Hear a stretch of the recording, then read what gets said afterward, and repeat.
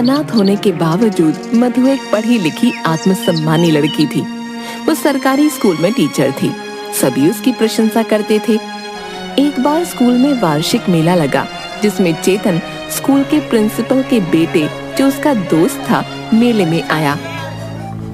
चेतन एक इंजीनियर होने के बावजूद भी कामचोर और आलसी था। उसने मधु को देखा।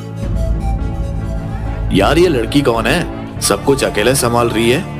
यार बड़ी आत्मसम्मान वाली लड़की है। देख ले, अनाथ होते हुए भी यहाँ तक पहुँच गई। जल्दी ही प्रिंसिपल भी बन जाएगी। सरकारी टीचर? वाह, ऐसी लड़की से शादी हो जाए तो क्या कहना। घर आकर चेतन ने मधु के बारे में अपनी माँ को बताया। माँ ने चेतन की बात चलाई। प्रिंसिपल के बेटे की मध्यस्थता के कारण ये शादी पक्की हो गई। मधु की सहेलियां उसे चिढ़ाती हुए बोली, क्या मधु, तो ये तेरे सपनों का राजकुमार है? तू तो कहती थी किसी ऐसे वैसे से शादी नहीं करेगी। ये इंजीनियर है, अब इसके साथ मैं अपनी दुनिया बसाऊंगी। तुम सब मुझे दुआएं दो। मैंने लड़के से बात की है, उसे कुछ भी नहीं चाहिए, सिर्फ एक अच्छी लड़की के सिवा। सादगी से शादी कराकर चेतन मधु को घर ले आता है। मधु इंजीनियर की पत्नी बनकर बहुत खुश होती है। शादी के अगले दिन चेतन की माँ उसे जगाते हुए कहती है, चेतन देख, अब घर में बहू आ गई है बेटा। अब अपने लिए अच्छी सी नौकरी ढूंढ ले। इस तरह घर में पड़ा रहना अच्छी बात नहीं है। बेचारी क्या सोचेगी। अरे माँ, इसलिए तो बिना दहेज लिए उस अनाथ से शादी करी है, वरना क्या मुझे लड़कियों की कमी थी। मेरे से नौकरी वोकरी नहीं होती माँ, अब तो मधु ही नौकरी करेगी। हे भगवान, कैसा बेटा दिया है, बिल्कुल अपने बाप पर गया है। समझ नहीं आता बहू इसके साथ जीवन कैसे बिताएगी। माँ के ताने सुनकर चेतन अपने कमरे में आ जाता है जहाँ मधु उसका इंतजार कर रही होती है। मधु उससे पूछती है, सुनिए, मेरी सहेली का फोन आया था। वो मुझसे पूछ रही थी कि आप किस कंपनी में इंजीनियर हैं। मुझे तो आपकी कंपनी का नाम ही नहीं पता। देखो, मैं तुम्हें पहले ही बता देना चाहता हूँ, मैं कोई झूठा मक्कार नहीं हूँ। अच्छी खासी सरकारी स्कूल में टीचर हो, बढ़िया तनख्वाह आती है, फिर भला मुझे नौकरी करने की क्या जरूरत। आखिरकार घर में भी तो कोई देखभाल के लिए होना चाहिए। ये आप कैसी बातें कर रहे हैं? खैर, चिंता की कोई बात नहीं है, मैं आपकी मदद करूंगी। हम मिलके आपके लिए नौकरी ढूंढेंगे। नौकरी नौकरी, क्या दिमाग खराब कर दिया। इस घर में तो चैन से बैठ नहीं सकते। और याद रखना, कल से तुम्हारी छुट्टियां खत्म हो रही है। मैं तुम्हें स्कूल छोड़ने जाऊंगा और वापस लेने भी आऊंगा। ये क्या कम है? आए बड़ी। चेतन के जाने के बाद मधु उदास हो गई। उसने सपने में भी नहीं सोचा था कि उसका पति बेरोजगार और कामचोर होगा। वो तो खूबसूरत सपने सजाकर ससुराल आई थी। मैं अपनी पूरी जिंदगी किसी कामचोर के साथ बर्बाद नहीं कर सकती। मुझे इस आदमी के साथ नहीं रहना, मैं इन्हें छोड़कर चली जाऊंगी। सुबह होने पर चेतन मधु को स्कूल छोड़ाता है, लेकिन जब मधु को वापस लेने जाता है तो मधु आने से इनकार कर देती है। चेतन, तुम यहाँ से चले जाओ। मैं तुम्हारे जैसे आदमी के साथ नहीं रह सकती। मैं अपना जीवन अकेले बिता लूंगी। ये तुम कैसी बात कर रही हो? ऐसा भी कभी होता है क्या? मैं तो मजाक कर रहा था। जल्दी ही मुझे नौकरी मिल जाएगी डार्लिंग, मैं कोशिश कर रहा हूँ। चलो घर चलो। झूठ बोलकर चेतन मधु को घर तो ले आता है और कुछ कंपनियों में उसके सामने ही एप्लीकेशन भी भेज देता है। पर उसका दिमाग काफी परेशान हो जाता है। वो अपने दोस्तों से इस बात की चर्चा करता है। दोस्त कहते हैं, अरे चेतन, चिंता करने की कोई बात नहीं है। तुझे पता है, गांव के पीछे जो भूतकाल की गुफा है, उसमें एक पहाड़ी फकीर आया है जो सबकी मुराद पूरी करता है। चल उनसे मिलते हैं, वही कोई रास्ता बताएंगे। हाँ, मंगलू सही कह रहा है। मेरे भाई के घर भी ऐसी ही परेशानी हुई थी। उसने मेरी भाभी को ऐसी जड़ी बूटी पिला दी कि अब तक वो भाई की सारी बात मानती है। चेतन हरिया और मंगलू के साथ पहाड़ी फकीर के पास जाता है। पहाड़ी फकीर उसे देखकर जोर से चिल्लाते हैं, आ गया बच्चा, तेरा ही इंतजार कर रहा था। काफी दुखी लग रहा है, चिंता मत कर, सब ठीक हो जाएगा। बाबा के कमंडल में अपनी अंगूठी डाल दे और अपनी समस्या बता। धन्य हो बाबा, आपको कैसे पता चला कि मैं बहुत दुखी हूँ? अरे बाबा, क्या बताऊँ आपको, नई नई शादी हुई है, अनाथ लड़की से शादी की ये सोचकर कि वो सरकारी टीचर है, सारी उम्र मुझे काम करने की जरूरत नहीं पड़ेगी, लेकिन वो तो मुझसे छुटकारा पाना चाहती है। अनर्थ हो जाएगा, ऐसा कभी ना करना। तेरी पत्नी कोई साधारण औरत नहीं, साक्षात लक्ष्मी है। अगर वो तेरे घर से गई तो तेरा घर का सुख चैन भी चला जाएगा। लेकिन बाबा, वो तो रुकने को तैयार नहीं। एक ही रट लगाई है कि अगर तूने नौकरी नहीं की तो मैं यहाँ नहीं रहूंगी। हर घड़ी मुझसे नौकरी करने को कहती है। तो ये बात है, अपनी घड़ी कमंडल में डाल और बाहर जाकर मेरी चौखट की मिट्टी उठा ले। घर जाकर उसमें टमाटर मिला लेना और अपनी पत्नी के चेहरे पे लगाना। तेरी समस्या ठीक हो जाएगी। अगर उसका चेहरा खूबसूरत हो गया तो सब ठीक है, और अगर उसके चेहरे पर कोई मुसीबत आई तो तेरी बर्बादी निश्चित है। चल जा, अब बाबा का ध्यान का समय है। चेतन अपने दोस्तों के साथ पहाड़ी फकीर की चौखट की मिट्टी लेकर घर चला जाता है और फिर मिट्टी में टमाटर का रस मिलाकर मधु के पास आता है। मधु, बहुत थकी हुई लग रही हो। ये देखो, तुम्हारे लिए दिल्ली से फेस पैक मंगाया है।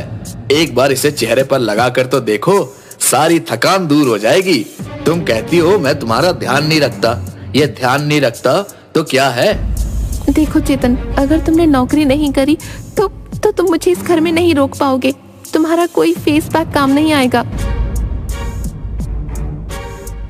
मधु मुंह धोने के बाद शीशे में अपना चेहरा देखती है। हे भगवान, ये क्या हो गया? मेरे पूरे चेहरे पर दाने ही दाने हो गए। हे भगवान, चेतन तुम मुझसे बदला लेना चाहते थे, अब मैं यहाँ नहीं रह सकती। ये तो किसी चीज की एलर्जी लगती है। दूसरी तरफ शीला बहू का चेहरा देखकर बहुत परेशान हो जाती है और बहू से कहती है, अरे मधु, तेरे खूबसूरत चेहरे पर ये क्या हो गया बेटा? लगता है किसी की बुरी नजर लग गई है। सुना है कोई पहाड़ी फकीर आए हैं जो सबकी मुसीबत दूर कर देते हैं। मेरी भाभी की बहू को भी नजर लग गई थी तो उन्होंने ही उतारी। मधु अपनी सास शीला के साथ पहाड़ी फकीर के पास पहुंचती है। महाराज, हम आपकी शरण में आए हैं। देखे ना, मेरी बहू को न जाने किसकी नजर लग गई। इसका चेहरा रातों रात दानों से भर गया है। तुम बाहर जाओ माँ जी, मैं तुम्हारी बहू से अकेले में बात करना चाहता हूँ। शीला बाहर चली जाती है और पहाड़ी फकीर मधु से कहते हैं, बेटी, तेरा पति तेरा काल है। तेरी सास के सामने में ये सब नहीं कहना चाहता था। जितनी जल्दी हो सके उससे पीछा छुड़वा ले और अपने कान के टॉप्स कमंडल में डाल दे। चौखट की मिट्टी उठाकर अपने पति के खाने में मिला दे। अगर ठीक रहा तो बढ़िया है, वरना जल्दी से जल्दी छोड़ के चली जा, सब ठीक हो जाएगा। मधु घबरा के पढ़ी लिखी होने के बावजूद अपने टॉप्स बाबा के कमंडल में डाल देती है। शीला अंदर आती है। देख बेटी, तेरी बहू लक्ष्मी है। कुछ भी हो जाए, अपनी बहू को घर छोड़कर कभी मत जाने देना। मधु रात में चेतन के खाने में मिट्टी मिला देती है। खाना खाने के बाद मिट्टी के इन्फेक्शन से चेतन का पेट खराब हो जाता है। हे भगवान, अब तो सारी ताकत भी खत्म हो गई। इतने दस्त आए हैं कि जान निकल गई। अब तो बाबा के पास ही जाना होगा। अरे मधु, तेरी सैलरी आ गई होगी। तूने मुझे दी नहीं अभी तक। मेरी सैलरी तुम्हें क्यों दूं? बहुत सैलरी इसे नहीं दे, मुझे दे, वरना घर का राशन पानी कैसे आएगा? तू बस खाने से मतलब रख, तुझे कोई कमी ना होगी। इस तरह कई महीने गुजर गए। मधु पूरे महीने मेहनत करती और सैलरी मिलते ही शीला को सारे पैसे दे देती। न जाने कैसी किस्मत है, एक तो निखट्टू पति, ऊपर से स्कूल का काम, घर आओ तो घर का काम। एक मिनट के लिए मुझे चैन नहीं। अब मुझे कुछ सोचना ही होगा। मधु अपना सारा सामान पैक करके घर से जाने लगती है कि चेतन आ जाता है। मधु, कहाँ जा रही हो?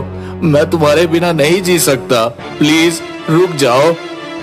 बस बहुत हो गया चेतन, अब मैं और यहाँ नहीं रुक सकती। मुझे कुछ हो रहा है, मुझे चक्कर आ रहे हैं, दिल की धड़कन बढ़ रही है। मधु, मुझे छोड़ के मत जाना। बेचारी मधु चेतन की हालत देखकर फिर रुक जाती है। इतने दिन हो गए, एक शिकार भी नहीं फंसा। ऐसा ही रहा तो घर चलाना मुश्किल हो जाएगा। आज गांव में जाकर लगता है कोई तो जरूर फंसेगा। बाबा घूमते घूमते चेतन के घर पहुंच जाते हैं और आवाज लगाते हैं, भिक्षा दो, घर में भयानक मुसीबत आने वाली है। शीला बाहर आकर, अरे फकीर बाबा, आप, हमारी तो किस्मत ही खुल गई। आइए आइए, अंदर आइए ना, भोजन करिए। पहाड़ी फकीर अंदर आ जाता है। उसे देखकर चेतन उठकर बैठ जाता है। धन्य हो बाबा, आप यहाँ? तू यहाँ क्या कर रहा है? बाबा ये मेरा ही घर है, मुझ पर दया कीजिए। हाँ, उपाय करना होगा। तू चांद और तेरी बीवी सूरज, इसका तेज जला देगा और इसके बिना भी तू मर जाएगा। अगर 1 साल तक हर महीने 5,000 देने का वादा करता है तो मैं सब ठीक कर दूंगा। मुझे मंजूर है बाबा, सब मंजूर है। चेतन के जाने के बाद मधु आती है। बाबा, आपने मेरे पति को देख लिया, अब कुछ बढ़िया उपाय करिए कि इसकी बुद्धि ठीक हो जाए। बेटी, उपाय तो हो जाएगा, पर 1 साल तक हर महीना 5,000 देना होगा। बाबा, पैसे की चिंता मत करिए, आप सब ठीक कर दीजिए। उन सब के जाने के बाद पहाड़ी फकीर मन ही मन सोचता है, शीला, तेरे दोनों बच्चों पर काली छाया है। मुझे अनुष्ठान करना होगा, वरना सब बर्बाद हो जाएगा। नहीं नहीं बाबा, आप अनुष्ठान कीजिए। पर उसमें बहुत खर्चा होगा, सोच ले। जो भी हो बाबा, परिवार से बड़ा तो कुछ नहीं ना। हर महीना 5,000 लगेगा बेटी, और अनुष्ठान 1 साल का होगा। मुझे सब मंजूर है, आप मेरे घर को बचा लो। किसी तरह 2-3 महीने के अंदर सबके सब बाबा को पैसे दे देते हैं, लेकिन अब घर में सब्जी, फल वगैरह सब में कमी आने लगती है। माँ, साबुन तो देना, बाथरूम में साबुन नहीं है। बड़ा आया राजकुमार, काम का ना काज का, बिना साबुन के नहीं नहा सकता क्या? आज से घर में साबुन आना बंद, अब खुद की कमाई से ही साबुन लाना। माँ, मेरा जेब खर्च तो दे, तूने पिछले महीने भी नहीं दिया था। एक ढेला भी नहीं मिलेगा, जाके खुद कमा। आखिर माँ को हो क्या गया है? लगता है कोई नौकरी ही करनी होगी, वरना बाबा को पैसा देना मुश्किल हो जाएगा। माँ, पिछले 1 हफ्ते से घर में सब्जी भी नहीं आ रही। माँ जी, इतनी मेहनत के बाद सिर्फ अचार से काम नहीं चलता मेरा। अरे तो क्या मैं खा लेती हूँ? शर्म नहीं आती? निखट्टू कहीं का, तू कमाता होता तो कोई मुझसे हिसाब न पूछता। दूसरी तरफ पहाड़ी फकीर को हर महीने पैसे मिल जाते। अब बाबा रोज मलाई पकवान उड़ाता और चेतन के घर में बाबा को पैसे देते देते गरीबी छाने लगी थी। अगले महीने मधु शीला को 5,000 रुपए कम देती है। अरे बहू, ये पैसे कम क्यों है? माँ जी, इनकम टैक्स के पैसे कट गए।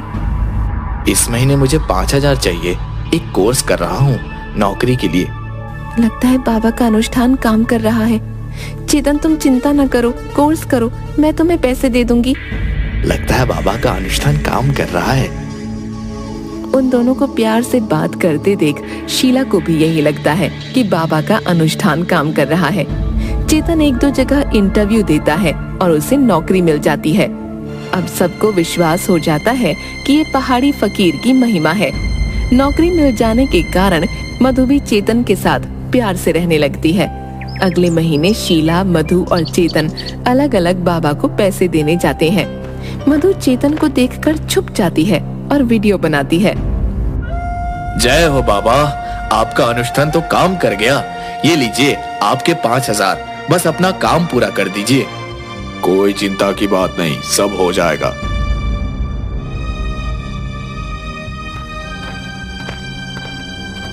जय हो आपकी, आपके अनुष्ठान से मेरा घर बदल रहा है।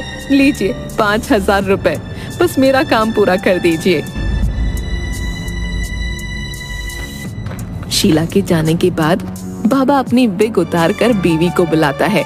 सूजी डार्लिंग, बाहर आना। देखो तुम्हारा काम हो गया, आज खाना ऑर्डर कर दो, पर नॉनवेज करना। डार्लिंग, 1 साल के बाद क्या करेंगे? मूर्खों की कोई कमी नहीं है, तुम ऐसा करो, मैं इनकी मूर्खता का कष्ट करूंगा। शीला को सब समझ आ जाता है और वो वापस आ जाती है। घर पहुंचती है तो चेतन खुशी से कहता है, मधु, बाबा की दया से मेरा प्रमोशन हो गया है। अब मेरी सैलरी 1 लाख रुपए है।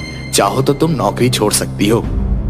चेतन, ये सब बाबा का नहीं, तुम्हारी मेहनत का फल है। तुम्हारे मुंह से ये शब्द सुनने के लिए मैं कब से तरस रही थी। तुम तो जानते हो ना, मैं अनाथ थी, सारी जिंदगी मेहनत करके खाया है। शादी के बाद चैन से खाना चाहती थी, पर अब मुझे नौकरी करना अच्छा लगता है और तुम्हारे जैसा पति पाकर मैं बहुत खुश हूँ। मुझे और कुछ नहीं चाहिए। सब बाबा की दया है। उनकी पूजा से हमारा घर ठीक हो गया। उनकी पूजा से हमारा घर ठीक नहीं हुआ है माँ। हमारा घर चेतन की मेहनत करने से ठीक हुआ है, बल्कि हमारे पैसे से उनका घर ठीक हो गया है। ये देखिए। वो सबको बाबा का वीडियो दिखाती है। इस बाबा की वजह से मैं नौकरी कर रहा था, अब मैं नौकरी छोड़ देता हूँ। क्या? ऐसा कभी नहीं होगा मधु, मुझे अपनी भूल समझ आ गई है। अब हम सब मिलकर इस बाबा को मजा चखाते हैं। बाबा मधु को फोन करके पैसे के लिए पूछता है। बाबा, मैंने अपने जन्मदिन पर आपके लिए खाना रखा है, आप हमारे यहाँ खाने के लिए आइए। मेरे और भी दोस्त आपसे मिलना चाहते हैं। बाबा सोचता है कि उसके लिए और पैसों का इंतजाम होने वाला है। वो खुशी खुशी खाना खाने चेतन और मधु के घर पहुँचता है। आइए आइए बाबा, आराम से बैठिए, लेकिन अपना विग टांग दीजिए, क्योंकि यहाँ पंखा बहुत तेज है। अगर ये उड़ गया तो खाना खराब हो जाएगा। शीला की बात सुनकर बाबा घबरा जाता है और अचानक अंदर से मधु और चेतन पुलिस के साथ निकलते हैं। मधु पुलिस को बाबा का वीडियो दे देती है और बाबा को गिरफ्तार कर लिया जाता है। अरे मूर्खो, ये सब क्या कर रहे हो? मैं सबको भस्म कर दूंगा। नहीं जानते मैं एक सिद्ध फकीर हूँ। सब कुछ अच्छे से जान चुके हैं ढोंगी फकीर, अब तेरा कोई पैंतरा काम नहीं करेगा। अरे बहुत बेवकूफ बना लिया सबको तुमने। अब आ जाओ थाने में, कुछ दिन हमें सेवा करने का मौका दो। ले जाओ इसे। और आप सबका बहुत धन्यवाद, जो ऐसे ढोंगी को पकड़वा कर हमारे सभ्य समाज में जो दिल से धर्म आचरण करने वाले लोग हैं, उनकी इन ढोंगियों की वजह से बहुत बदनामी होती है। आप जैसे सतर्क अगर हर कोई हो गया तो हमारा भारत फिर से स्वर्ग कहलाएगा। लेकिन बाबा के धोखे ने मधु के निकम्मे पति को हमेशा के लिए सीख दे दी थी। सब लोग खुशी खुशी रहने लगते हैं।